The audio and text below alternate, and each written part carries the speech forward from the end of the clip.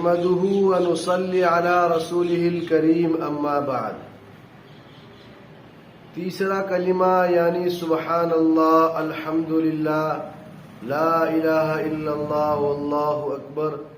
اس کی فضیلت بہت زیادہ احادیث کے اندر بیان کی گئی. ہمارے بہت سارے ساتھی جماعت میں نکلنے کے بعد بھی اور گھر پر بھی، اور ایسے ہی ہماری مائیں بہنیں اور مستورات اس کلمے کو بہت زیادہ پڑھتی بھی ہے، لیکن اس کا استحضار نہیں ہوتا کہ یہ کتنا عظیم اور کتنا بڑا کلمہ ہے. اس کے بارے میں آپ کو 5 فضیلتیں ایسی بتاتا ہوں کہ جو احادیث میں بیان کی گئی. سب سے پہلی فضیلت یہی ہے کہ یہ چاروں کلمے اللہ تبارک و تعالیٰ کو بہت زیادہ پسندیدہ ہے. جیسا کہ مسلم شریف کی روایت میں ہے، احب الکلام الی اللہ اربعۃ یا اربعون، کہ اللہ تعالیٰ کے نزدیک 4 کلمے بہت زیادہ پسندیدہ ہے. سبحان اللہ، الحمدللہ، لا الہ الا اللہ، اللہ اکبر. یہ 4 کلمے. اور آپ علیہ الصلوۃ والسلام نے بھی مسلم شریف کی ایک روایت میں ارشاد فرمایا کہ میرے نزدیک یہ 4 کلمے ان تمام چیزوں سے زیادہ پسندیدہ ہے جس پر سورج طلوع. ملا علی قاری رحمت اللہ علیہ فرماتے ہیں کہ آپ علیہ الصلوۃ والسلام کی اس ارشاد کا مطلب یہ ہے کہ اگر کوئی اللہ تعالیٰ کے واسطے ساری دنیا، چونکہ سورج پوری دنیا پر طلوع ہوتا ہے، تو ساری دنیا کو بھی اگر خرچ کر ڈالے تو اس سے بھی زیادہ بہتر ان 4 کلموں کو پڑھنا ہے.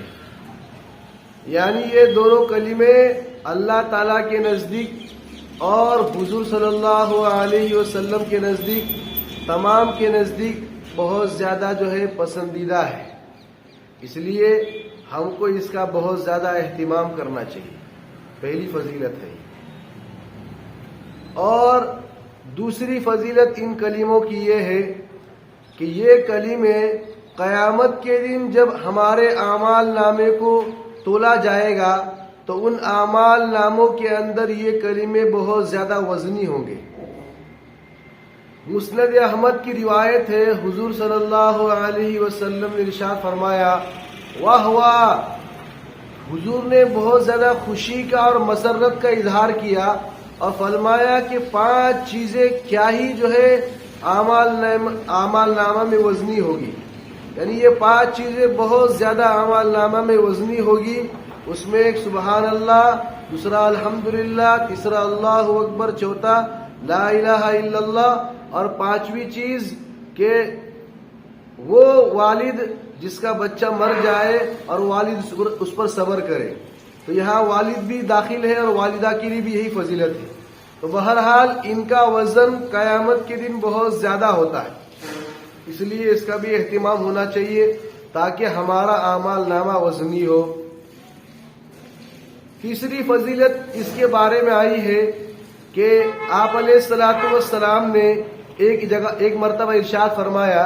یہ روایت معجم کبیر للطبرانی، امام طبرانی کی کتاب، اس میں اس روایت کو بیان کیا گیا ہے کہ حضور نے صحابہ کو فرمایا کہ تم میں سے کون ہے جو روزانہ احد پہاڑ کے برابر عمل کرے.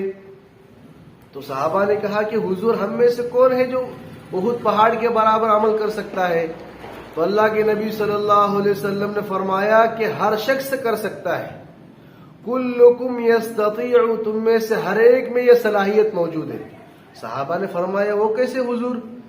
فرمایا سبحان اللہ کا کہنا اس کا ثواب احد سے زیادہ ہے، الحمدللہ کا کہنے کا ثواب احد سے زیادہ ہے، اللہ اکبر کہنے کا ثواب احد سے زیادہ ہے، اور لا الہ الا اللہ کہنے کا ثواب احد سے زیادہ ہے. یعنی یہ کلمے ثواب میں احد پہاڑ سے بھی بڑے ہوئے ہیں. اس لیے اس کا اہتمام ہونا چاہیے.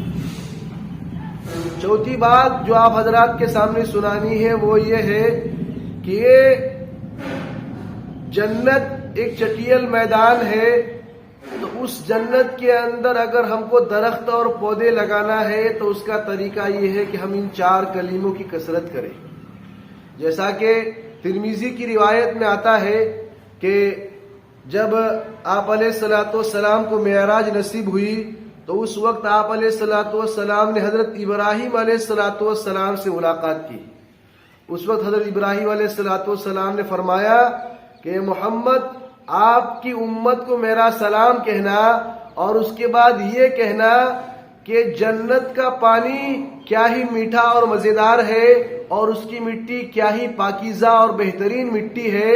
اور آگے کہا کہ وہ ایک چٹیل میدان ہے اور اس کے پودے سبحان اللہ الحمدللہ لا الہ الا اللہ اللہ اکبر ہے. تو یہ جنت کے پودے ہیں. اس لیے ہم کو چاہیے کہ ان کلمات کی کثرت کر کے اپنے جنت کے اندر درختوں کو اور پودوں کو لگائے. جیسا کہ اور ان کلمات میں سے ہر ایک کے بدلے میں ایک ایک پودا بنایا جاتا ہے.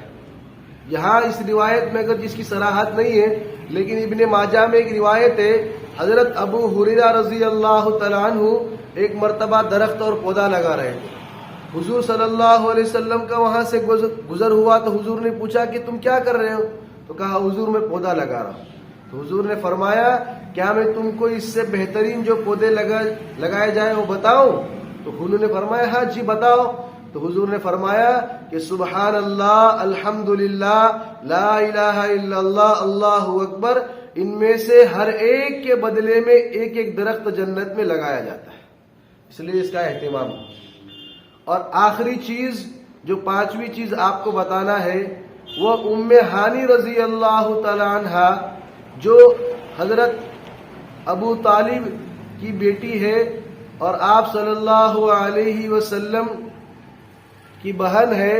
تو آپ صلی اللہ علیہ وسلم ایک مرتبہ ان کے پاس سے گزرے تو انہوں نے کہا کہ حضور یعنی ام ہانی نے کہا کہ حضور میں تو بوڑھی ہو گئی ہو کمزور ہو گئی ہو آپ مجھے کچھ ایسا عمل بتا دیجئے کہ میں بیٹھے بیٹھے ادھر ہی اس عمل کو کرتی رہوں.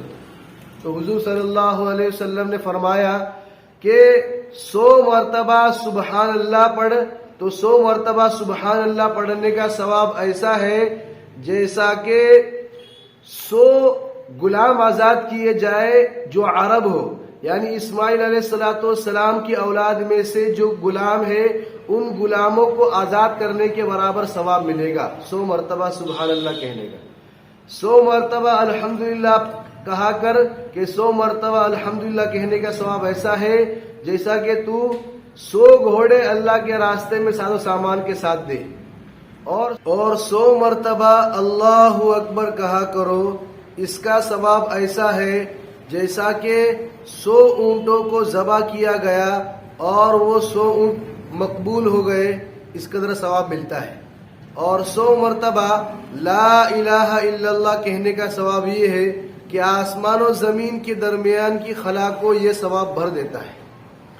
بہرحال جو بوڑھی عورتیں ہیں اور بوڑھی مستورات ہیں ان کے لیے بہت زیادہ آسان عمل حضور صلی اللہ علیہ وسلم نے بتایا کہ بغیر محنت کے اپنی جگہ بیٹھے ہوئے ان کلمات کو پڑھنے سے اللہ تبارک و تعالیٰ بے شمار ثواب عطا فرماتے ہیں.